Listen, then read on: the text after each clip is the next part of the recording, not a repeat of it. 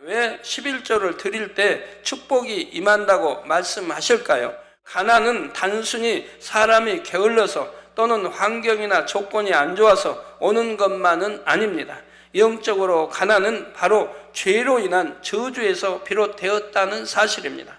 그렇다면 왜 11조를 드림으로 저주에서 벗어나게 될까요? 고린도후서 8장 9절에 보면 우리 주 예수 그리스도의 은혜를 너희가 알거니와, 우리 주 예수 그리스도 은혜가 지금 뭘 말하고 있습니까? 부요하신 자로서, 우리 주님은 부요하신 자로서 너희를, 즉 우리를 위하여 가난하게 되심은 그의 가난함을 인하여, 주 예수의 가난함을 인하여 너희로 부요케 하려 하심이라 말씀합니다. 주님을 영접한 다음에는 하나님의 규례를 열심히 지켜나가야 합니다. 규례 중에서도 온전한 11조와 헌물을 드릴 것을 명하시지요. 이 땅에서는 가루통과 기름병이 닿지 않는 축복을 받고 장차 천국에서는 하나님께서 주시는 영광을 세세토록 누리시기를 주님의 이름으로 축원합니다.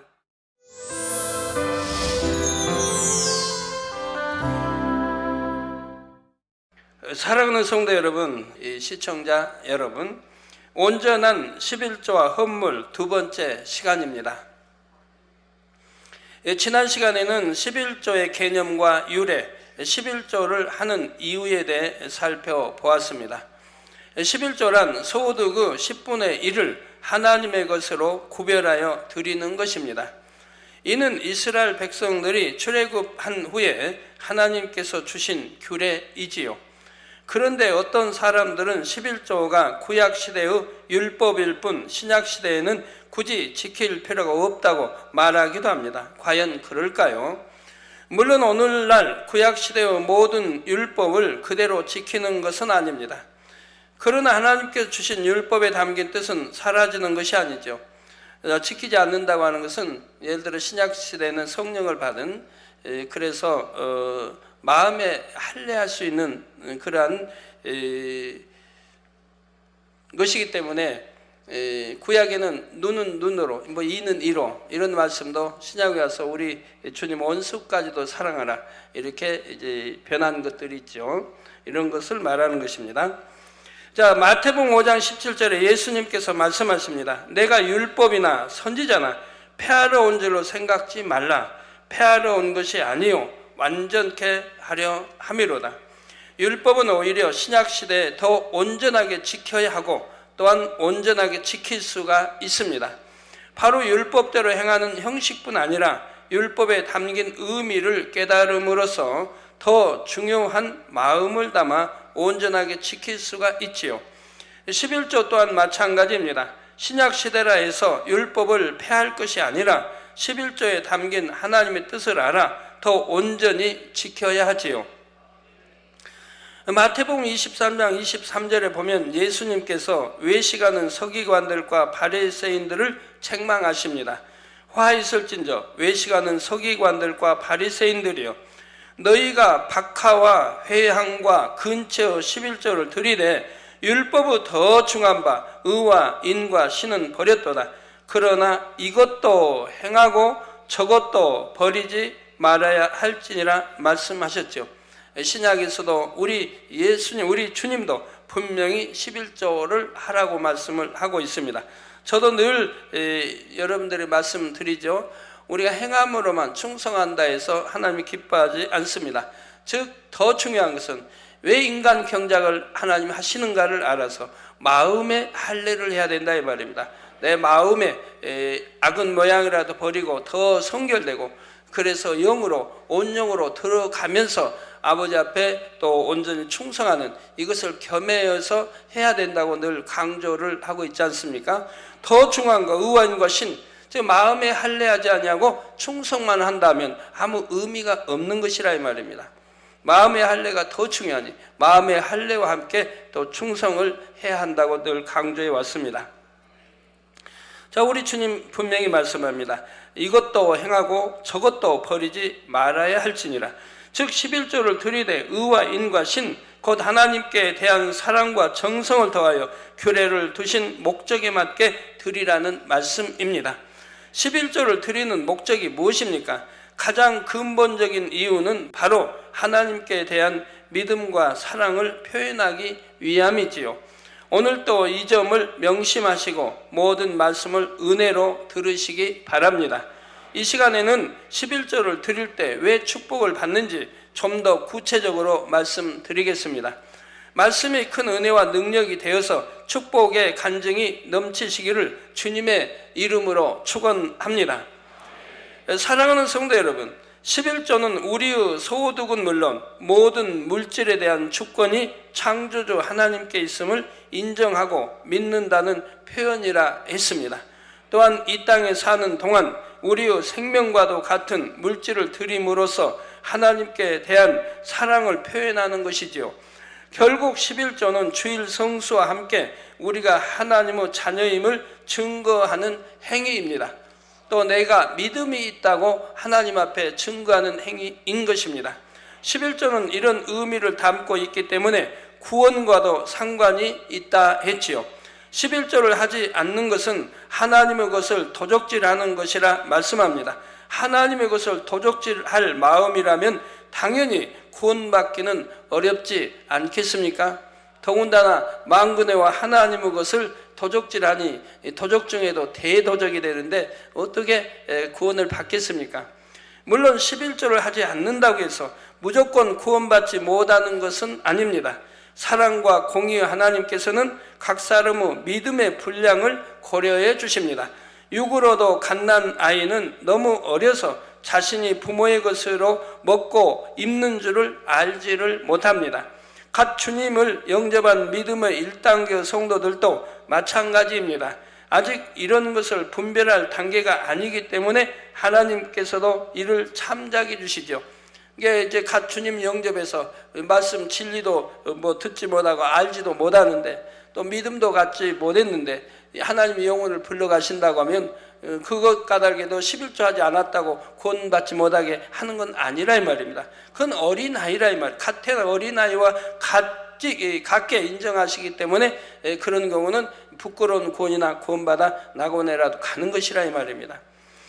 근데 2단계의 믿음을 가진 성도들도 말씀대로 순종하려고 하기는 하지만 순종해서 드릴 때도 있고 드리지 못할 때도 있습니다. 온전하지는 않지만 하나님께서는 그래도 순종하려는 마음을 보시고 구원의 길로 인도해 주시지요.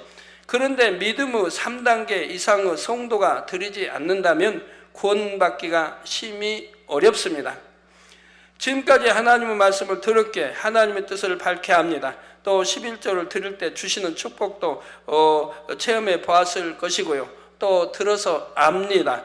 또 교회에서 권찰이든 직분자라고 한다면은 믿음이 그래도 있다고 인정하기 때문에 주었을 것입니다. 또 여러분이 세례를 받았다. 그러면은 믿음이 있기 때문에 세례를 받았을 것이고요. 그런데도 드리지 않는다는 것은 믿음이 없다는 증거가 됩니다.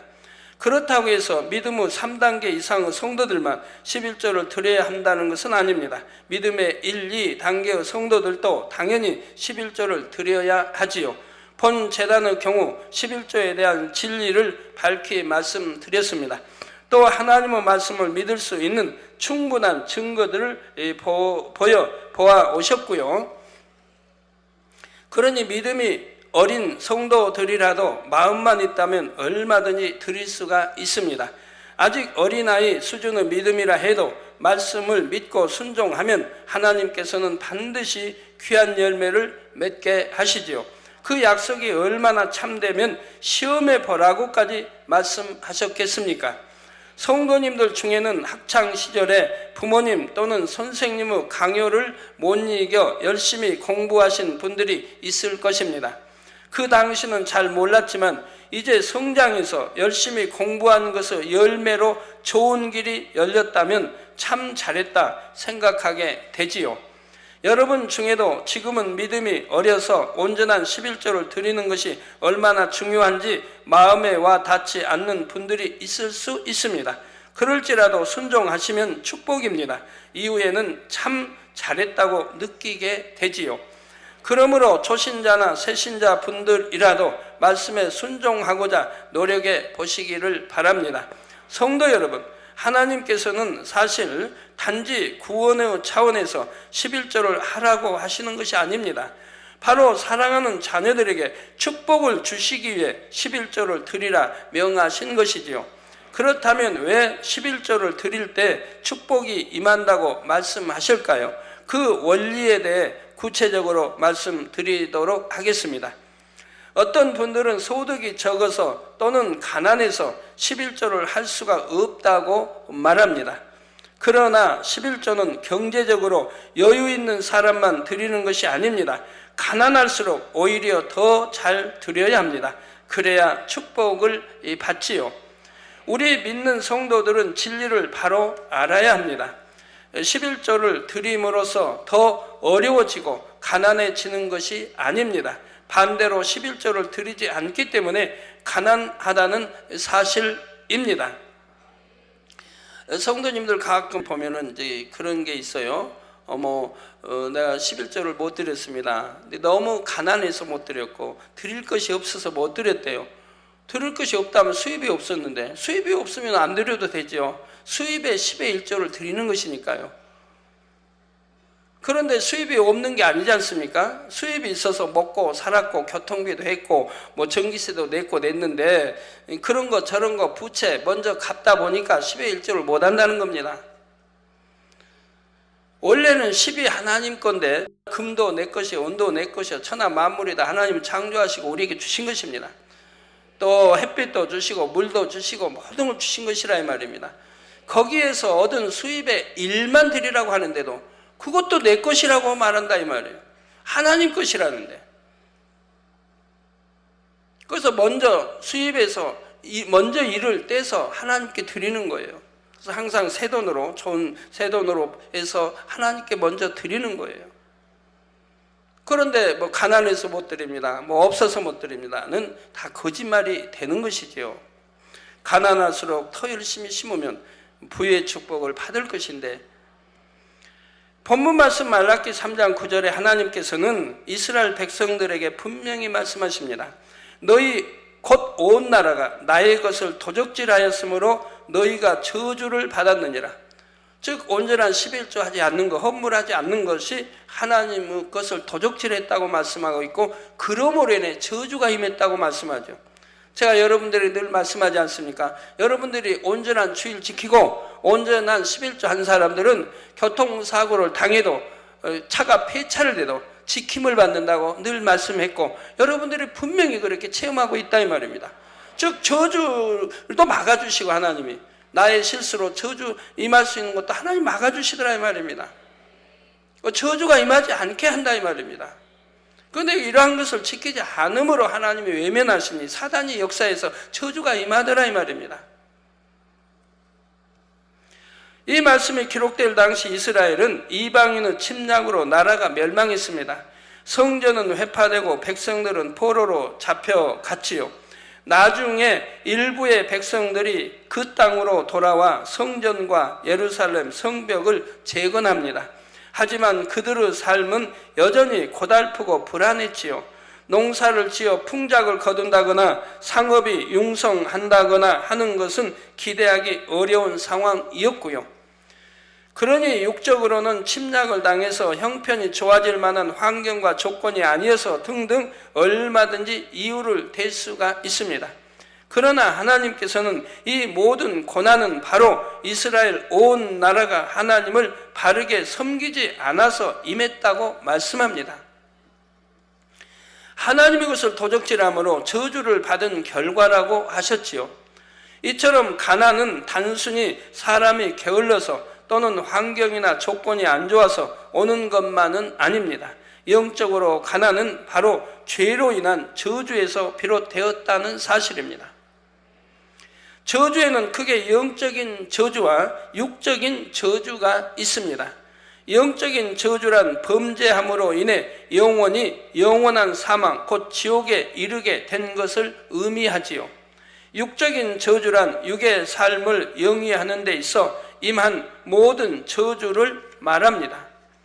가난은 이 육적인 저주에 해당하지요. 창세기 3장 17절에 보면 하나님께서 범죄한 아담에게 내가 너더러 먹지 말라 한 나무 실과를 먹었은즉 땅은 너로 인하여 저주를 받고 너는 종신토록 수고하여야 그 소산을 먹으리라 말씀하셨지요. 여기서 땅은 우리가 사는 이 세상의 천지 만물을 다 포함합니다. 만물의 영장인 아담이 저주를 받으니 그에게 속한 이 땅의 만물도 다 같이 저주를 받았습니다. 그래서 로마서 8장 22절에도 피조물이 다 이제까지 함께 탄식하며 함께 고통하는 것을 우리가 아나니 했죠. 전에는 저절로 풍성하게 맺힌 과실들을 그냥 따먹으면 되었습니다. 그러나 이제는 땅이 저주를 받아 가시와 엉겅퀴를 냅니다. 땀 흘려 수고하여야 그 소산을 먹을 수 있게 되었지요. 가난의 고통도 이때로부터 생겨났다는 사실입니다. 따라서 이 저주에서 속량되어야만 가난에서 벗어나 참된 부요를 누릴 수가 있지요. 11조를 드림으로써 이런 저주가 끊어지고 축복의 물꼬가 트이는 것입니다. 그러므로 나는 물질이 없어서 11조를 드릴 수 없다고 하는 것은 결코 믿음이 아니지요. 그렇다면 왜 11조를 드림으로 저주에서 벗어나게 될까요?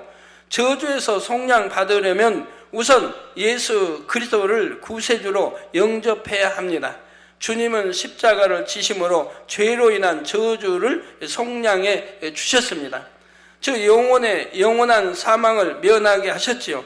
이뿐만 아니라 육적인 저주 곧 가난도 대속해 주셨습니다. 고린도후서 8장 9절에 보면 우리 주 예수 그리스도의 은혜를 너희가 알거니와, 즉 우리 주 예수 그리스도 은혜가 지금 뭘 말하고 있습니까? 부요하신 자로서, 우리 주님은 부요하신 자로서 너희를, 즉 우리를 위하여 가난하게 되심은 그의 가난함을 인하여, 주 예수의 가난함을 인하여 너희로 부요케 하려 하심이라 말씀합니다. 즉 천하 만물이 다 금도 내 것이 은도 내 것이 아버지 것입니다. 또 천하 만물 외에도 2, 3, 4 하늘 다 아버지 것입니다. 그런데 이 아버지, 만군의 하나님 아버지의 독생하신 아들이니 아버지 것이 아들 것이고 아들 것이 아버지 것입니다. 얼마나 부유하신 분입니까? 또 수많은 천군 천사를 부릴 수 있고 수종 들고요. 이렇게 부유하신 자로서 우리를 위해서 가난하게 되셨다 이 말입니다. 왜? 그의 가난은, 우리 하나님의 독생자 아들이 가난함으로 인해서 우리로 부욕케 하려 하심이라. 즉 가난의 저주를 대속해 주시기 위해서 우리 주님이 가난하게 태어나시고 말구에 태어나시고 가난한 삶을 사셨다 이 말입니다. 때로는 주무실 곳도 없었고 먹을 양식이 떨어질 새도 있었고 이 가난한 길을 가셨다 이 말이에요. 이 부유하신 분이로 말씀 한마디면 오병이의 기적도 베푸실 수 있는 분이지만 그리하지 않냐고 이 가난의 길을, 우리의 가난을 대속해 주시기 위해서 이렇게 가신 것이라 이 말입니다. 그래서 하나님 믿는 자녀들은 가난해서는 아니 된다고 제가 말씀하는 거예요. 예수님께서는 육적인 저주를 대속해 주시기 위해 짐승을 우리에서 나시고 일생 동안 가난한 길을 가셨지요. 그러므로 예수 그리스도를 영접하면 영육간의 저주에서 노임받게 됩니다. 주님을 영접한 다음에는 하나님의 규례를 열심히 지켜나가야 합니다. 그럴 때라야 그 저주에서 온전히 노임받을 수가 있지요. 본문 말씀 말라기 3장 7절 전반절에 보면 하나님께서는 너희 열조의 날로부터 너희가 나의 규례를 떠나 지키지 아니하였도다. 그런즉 내게로 돌아오라. 그리하면 나도 너희에게로 돌아가리라 말씀하십니다. 즉 하나님께 돌아오라. 그럼 나도 너희에게 돌아가겠다. 저 여러분들 하나님 앞에 우리 주님 앞에 돌아가 보십시오. 그 주님도 여러분 반갑게 맞이할 것이고 내 사랑하는 아들아 딸아 말씀하시지 않겠습니까? 그러면 무엇이 아니 될 것이 있겠습니까? 아니 될 것도 되고 될 건 더 잘 되는 것이죠. 아이고 나는 주님 앞에 돌아와서 이렇게 예배 드리고 있는데요. 우리 하나님은 형식을 말씀하는 게 아닙니다. 내 마음과 정성을 다해 정령이 하나님을 사랑하고 주님을 사랑하고 하나님의 성전 교회를 사랑하고 목자를 사랑하고 죄종들을 장로님들을 다 사랑하고 사랑하기 때문에 하나님 나라를 위해서 기도하는 것이고 사랑하기 때문에 하나님께 예물도 드리는 것이고 말씀대로 사는 것이라 이 말입니다. 하나님 계명 지켜 말씀대로 사는 것, 이것이 우리가 하나님 앞에 돌아간 것이고 그런 자녀들에게 하나님도 함께 하시겠다고 말씀하시는 것이라 이 말입니다. 교회 와서 예배 드리는 거 여러분 마음을 드려야 되는데 몸만 와서 드리는 게 무슨 소용이 있냐 이 말입니다. 몸과 마음이 함께 드려져야죠. 첫째는 마음으로 하나님을 섬기고 사랑하고 섬기고 드려져야죠. 그런데 마음은 딴 데가 있고 사랑치다 딴 데가 있고 그리고 몸만 와서 앉아 있다고 한다면 하나님께 돌아왔다고 할 수가 없는 것이죠. 정령이 하나님에 돌아왔다면 하나님 말씀대로 빛 가운데 살아가게 되는 것입니다.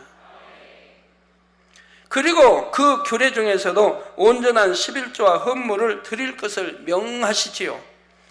온전한 11조와 헌물을 드리는 행함으로 물질의 주권이 하나님께 있음을 인정해 드릴 때 우리는 육적인 저주에서 풀려나게 됩니다. 성경에 이런 말씀이 있기 때문에 저도 초신자 때부터 희망을 가지고 기쁘게 감사하게 신앙생활할 수가 있었어요. 이런 말씀들이 축복의 말씀들이 없었다면 그냥 교회나 왔다 갔다 하고 신앙생활을 했을 텐데 이런 축복의 말씀들이 있기 때문에 얼마나 행복한지 몰랐어요.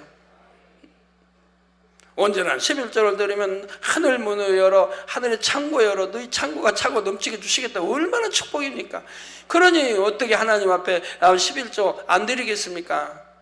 바로 이 말씀을 내가 듣는 순간에 첫 부흥성회 때 부흥 강사의 말씀을 듣는 순간에 그때부터 11조를 온전히 하기 시작을 했죠. 저는 좀 선한 쪽에 욕심은 많은가 봐요. 그래서 저는 11조가 아니라 10의 2조, 10의 3조 항상 드려왔습니다. 어떤 데는 10의 4조도 드리고 세계적인 미국의 세계적인 어떤 부자는 10의 8조를 드린다고 하죠. 저는 그렇게는 못 드려왔지만은 10의 3조, 4조는 항상 드려왔습니다.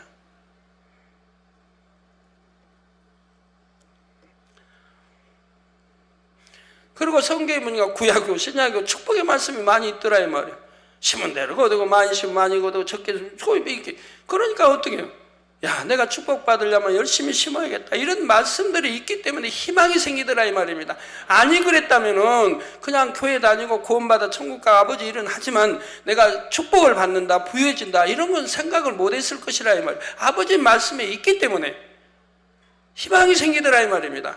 아, 내가 축복받으려면 이렇게 하면 되겠구나 하고 해나갔다 이 말입니다. 그럴 때 말씀대로 그대로 이루어지더라 이 말입니다. 자, 이처럼 저주에서 속량되고 개인의 공의에 맞게 육적인 조건도 충족되면 하나님께서 주시는 축복을 체험할 수가 있습니다. 더 이상 원수마귀 사단이 송사하지 못하고 공의에 맞게 축복받을 씨앗을 심었으므로 그 열매를 거두게 되지요. 반대로 11조를 드리지 않고 하나님의 것을 도적질할 때에는 여전히 저주 가운데 매여 있게 됩니다. 물론 하나님을 믿지 않는 세상 사람들 중에도 부유한 사람들이 있습니다.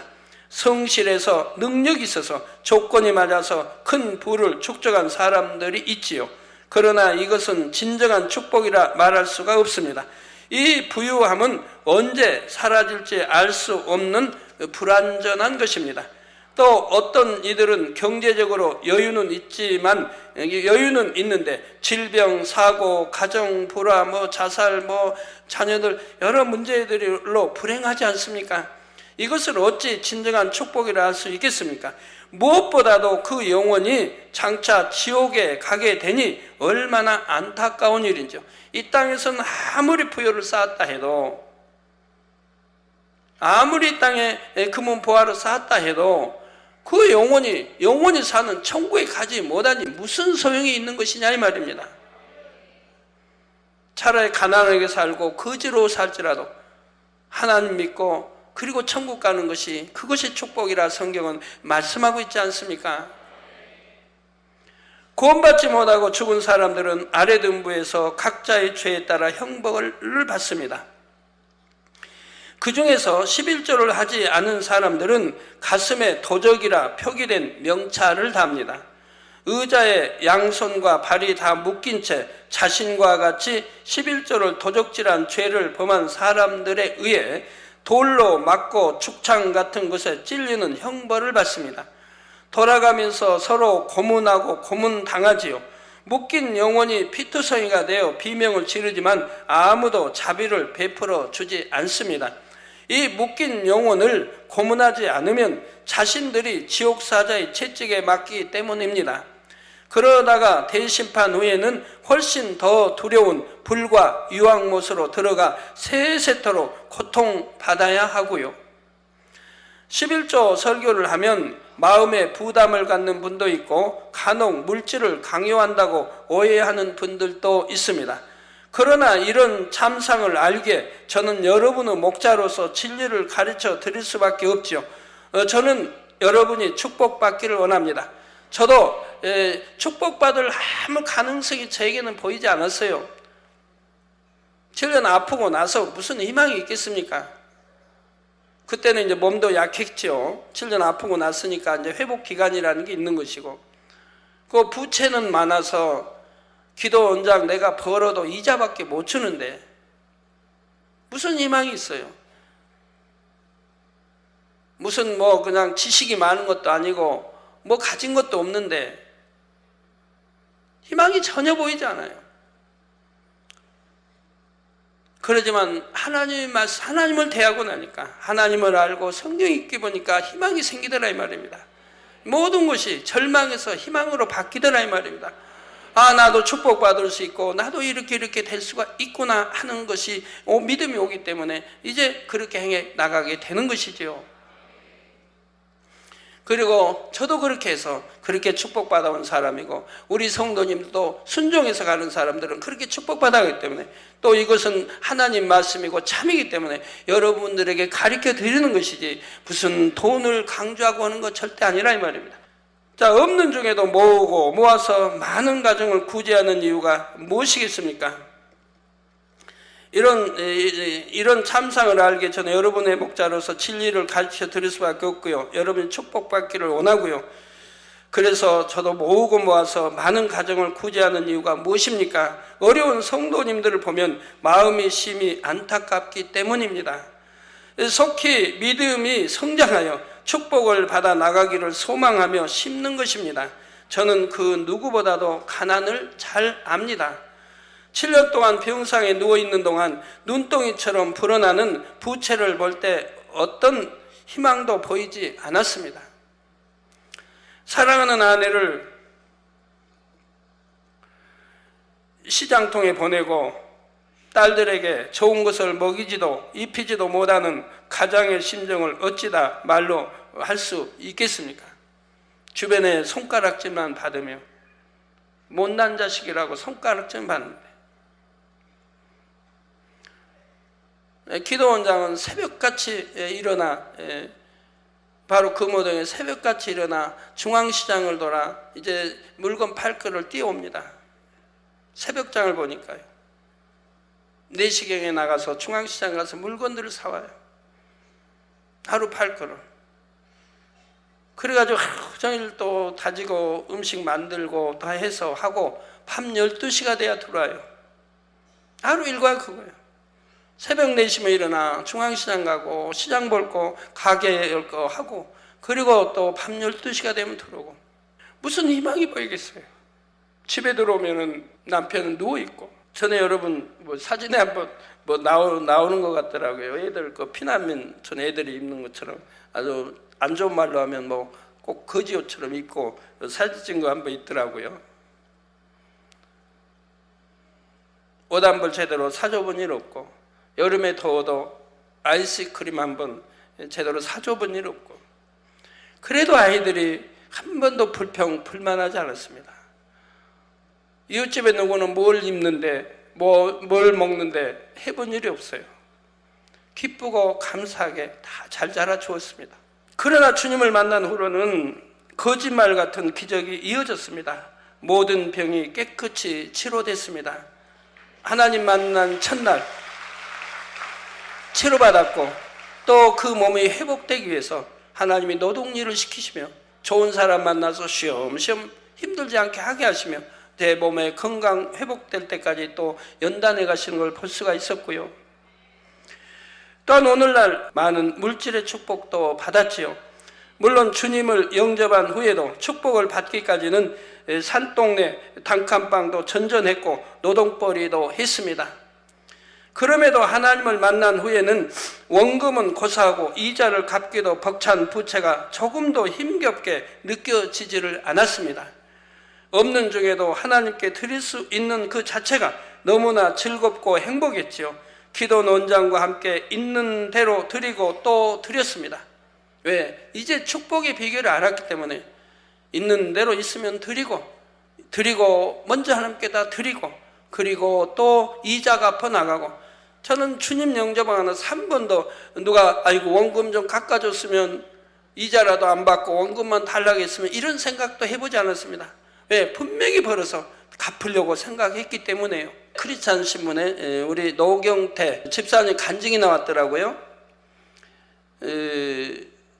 이제 그 가나안 선교회 총부장이 되시죠.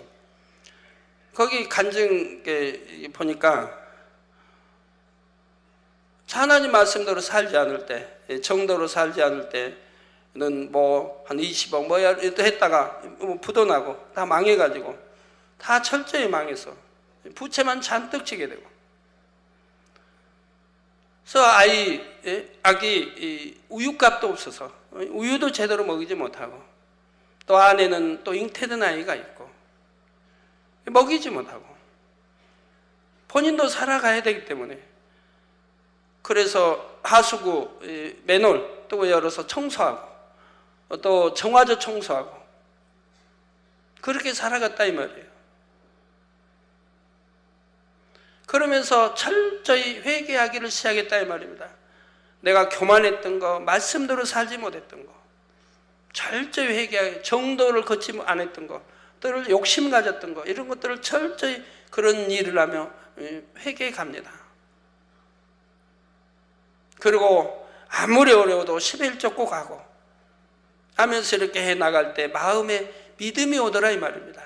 내가 할 수 있다는 믿음이. 그리고 기도해 나가니 성령이 주관해가지고 이제는 새로운 사업을 하게 되고 그래서 이제 축복을 받아서 부채도 다 갚고 부채 갚고 또 선한 마음은 전에다 탕감해주고 이제 안 받겠다 탕감해주고 했던 것까지도 기억해서 일일이 그 사람들에게 안 갚았던 그것까지도 또 다 갚아줬다 이 말입니다. 이제 내가 수입이 있기 때문에 저는 이제 안 갚아도 되는 이미 탕감 받아버린 것까지도 다 또 전화해서 찾아서 그분들에게 또 갚아줬다 이 말입니다. 사람이 이런 선한 마음을 가져야 하는 것입니다. 내가 어려울 때 도와준 사람들 그 은혜를 잊지 말아야 하는 것입니다. 내가 이렇게 어려우니까 좀 봐주셔요. 좀 깎으면 안 됩니까? 이자 안 주면 안 됩니까?가 아닙니다. 어려울 때 도와줬으니 어찌하든 그 은혜를 갚으려고 해야죠. 그리고 이제 정도를 쫓아가기 때문에 지금은 축복을 받아서 10의 1조도 많이 드리는 분이 되었습니다. 또 그 밑에 있는 그 함께 일하는 분들도 11조들을 대부분 다 많이 드리고요. 제가 그분 만나면 만날 때마다 말을 합니다. 꼭 정도를 걸으라고. 당장의 유익을 보지 말고 반드시 정도를 걸으라고. 절대 버벅이지 말고 정도를 걸으라고 늘 당부합니다. 예물도 많이 심지요. 찬조도 많이 하죠. 하나님께도 참 많이 심는 분입니다. 그대로 거둔다 이 말입니다. 분명히 정도를 걷고 쉬지 않고 기도하며 충성해 나가니 하나님이 신속하게 회복돼 축복으로 역사하시는 것을 볼 수가 있다 이 말입니다. 아무리 축복을 받아가도 또 정도에서 어긋나면 그때는 또 하나님 외면하시니 또 시험과 환난과 어려움이 오는 것이고요. 그런데 내가 단에서 나온 말씀 불순종했기 때문에 그 어려움 겪는 걸 오히려 감사해야 되는 거예요. 하나님의 사람들은 다 감사했죠. 다윗이 잘못했을 때 하나님 주신 연단을 얼마나 감사히 잘 받아냈습니까? 욥도 마찬가지인 것이고, 내가 불순종해서 온 것, 또 내가 사심과 욕심이 있어 온 것, 이렇게 차라리 이런 일로 이렇게 이제 드러내서 이렇게 이제 됐으니까 감사해야 되는 거예요. 왜? 그러지 않고 내가 그대로 갔다면 결과가 어찌 나올까요? 욕심이란 자꾸 잉태되는 것이고 사심도 더 잉태되는 것이고 결국 내 영혼이 잘 될 리가 없다 이 말입니다. 물질의 축복을 받았다 해도 잘 될 리가 없다 이 말입니다. 내 영혼이 잘 되지 못한 물질의 축복은 아무 소용이 없는 것이라 이 말입니다. 거품과 같은 것이라 이 말이에요. 내 영혼이 잘 되면서 하나님이 주신 축복이어야 이것이 참인 것이죠.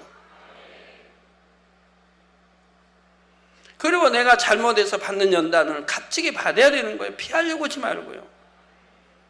내가 이렇게 부유해서 대학교도 보내고 있는데 이제는 내가 불순종의 어려움을 당했으면 내 자녀 이제 학비를 못 주니 그러면 할 수 없는 거예요. 아르바이트 하든 다른 돈을 벌든 그렇게 됐으면 할 수 없는 거예요. 아내는 일벌이를 나가야 되는 환경이라면 또 나가야 되는 것이고 남편이 그래서 어려웠다면 가정을 살리기 위해서 아내는 일벌이를 해야 한다면 해야 하는 것이고 근데 그걸 피하려고 하면 안 된다 이 말입니다. 아까 노경태 집사님 크잔신문에 나온 대로 청와주 청소도 하고 맨홀 청소하기가 냄새가 얼마나 역겨운지 아세요? 여러분 길에 다니면 이렇게 맨홀 있지 않습니까? 거기 뚜껑 열고 그 안에 그냥 그 오물 그 안에 그냥 새카만 흙들로 이렇게 차 있거든요. 그거 퍼내야 되는 거예요. 퍼내야 돼. 냄새가 얼마나 역겨운지 몰라요. 그런 청소, 또 정화조 청소. 그러면서 신앙생활 내가 잘못했던 걸 회개해 나간다 이 말입니다. 아버지 이제는 앞으로는 정도를 쫓아가겠습니다. 정령이 말씀대로 살겠습니다. 욕심도 다 버리겠습니다. 하나님이 너 이제 됐다 합당하다 하실 때 마음의 주관을 가시지 않겠습니까? 축복된 길로 그렇게 해야 되는 것이라 이 말입니다.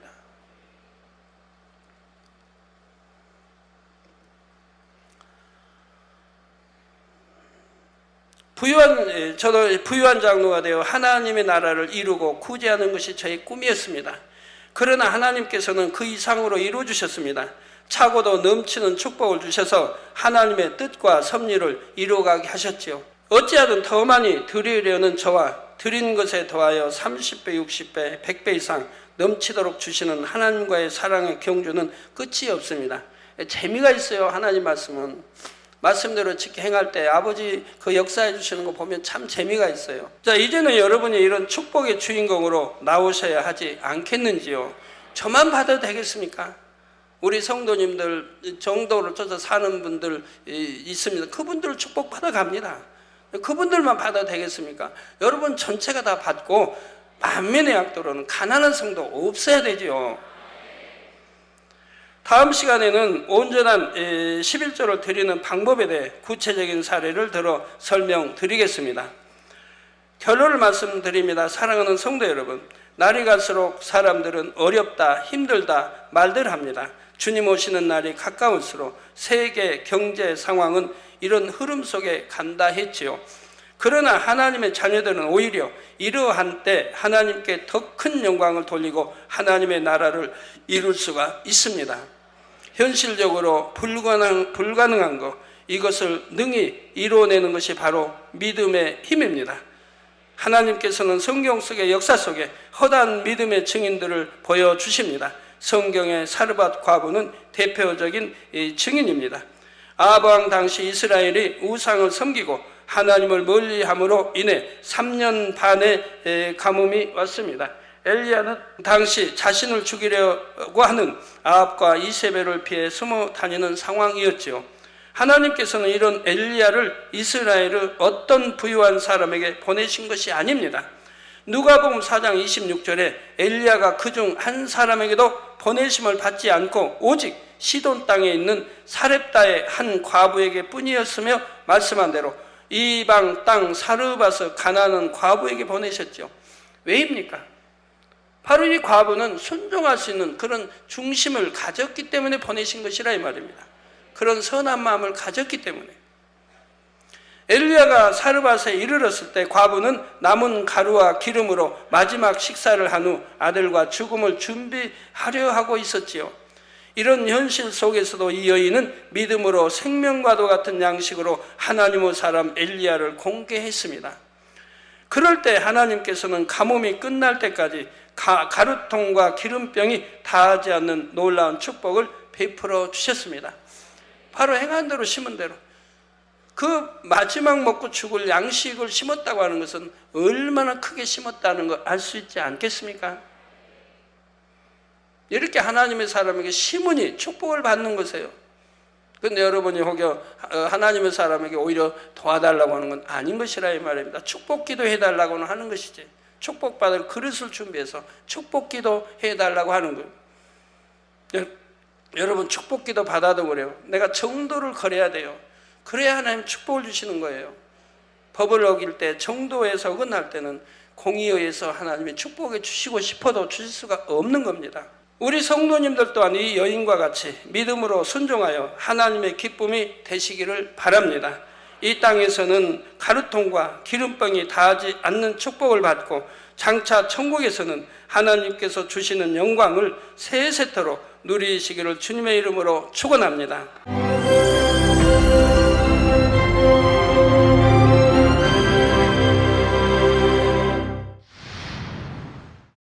할렐루야. 전능하신 사랑의 아버지 하나님, 이 시간 기도받는 모든 성도님들 위해 안수하여 주옵소서. GCN 방송 시청자들이 인터넷과 화상을 통해 기도받는 지교회와 지성전 그리고 전 세계 하나님의 자녀들 위에도 시공간을 초월하여 역사하여 주시기를 원합니다. 믿어지는 믿음을 주시고 부정적인 생각과 의심의 세력을 물리쳐 주옵시며 모든 시험 환난도 물리쳐 주옵소서. 머리부터 발끝까지 오장육부 뼈 마디마디 온몸의 신경 조직 세포 등 아픈 곳마다 성령의 불로 태우시고 근본의 빛으로 역사하여 주옵소서. 예수 그리스도의 이름으로 명하노니 원수마귀 사단 모든 질병 균 연약함아 물러가라. 빛이여 임하라. 모든 불치 난치병도 성령의 불로 태워 깨끗게 하여 주옵소서. 말라리아를 비롯한 모든 풍토병도 물리쳐 주옵소서. 감기, 기침, 열, 몸살, 독감 등 각종 유행성 질병도 다 물러가라. 어떠한 유행성 질병 균도 틈타지 않게 지켜 주옵소서. 위암, 폐암, 간암, 유방암, 자궁암, 대장암, 피부암 등 각종 암과 에이즈, 백혈병, 뇌졸중, 고혈압, 저혈압, 심장병, 폐병, 위장병, 당뇨, 부인병, 피부병, 갑상선 질환과 모든 염증도 깨끗게 하여 주옵소서. 소아마비, 중풍, 관절염, 디스크도 온전케 하여 주옵소서. 요통, 두통, 신경통을 비롯한 모든 통증은 사라질지어다. 간질, 자폐증, 우울증, 조울증, 노이로제 등 모든 정신질환도 물러가라.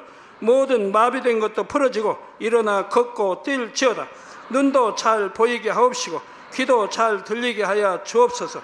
소경은 눈을 뜨고 기머거리는 들으며 벙어리는 말할지어다. 각종 사고 후유증도 깨끗게 하시고 부러진 뼈도 붙여 주옵소서.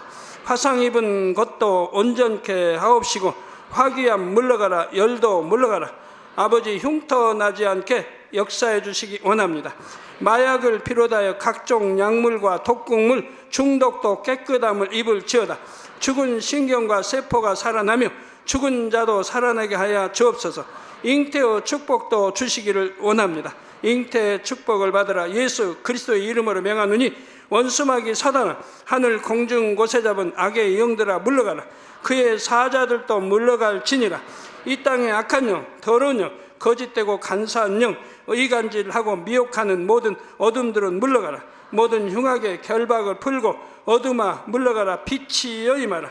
아버지 하나님, 부르짖어 기도할 수 있는 능력을 주시고 죄를 버리고 성결될 수 있는 능력을 주옵소서. 영원히 잘됨같이 범사에 잘되게 하시고 가정의 복음화도 이루어 주시기를 원합니다. 한 주간도 모든 사고와 재앙으로부터 지켜주시고 불통이 없는 형통한 삶을 살 수 있도록 축복해 주옵소서. 성령의 불담으로 천군 천사와 주님의 불꽃 같은 눈동자로 모든 하나님의 자녀들과 가정, 일터, 사업들을 지켜주시기를 원합니다. 학생들에게 지혜와 명철을 더하시고 공부할 수 있는 뜨거운 마음과 열정도 더하여 주옵소서. 마음과 생각을 세상에 빼앗기지 않도록 지키시고 하나님을 뜨겁게 사랑하는 학생들로 축복하여 주옵소서. 하나님의 자녀들이 먹으나 마시나 입으나 무엇을 하든지 하나님 앞에 영광 돌리는 삶이 되게 축복하여 주시기를 원합니다. 나는 하나님을 만났노라, 체험했노라, 응답 받았노라, 축복 받았노라 간증하는 입술이 되게 역사하여 주옵소서. 아버지 하나님 감사합니다. 홀로 영광 받으옵소서. 우리 주 예수 그리스도의 이름으로 기도하옵나이다. 아멘.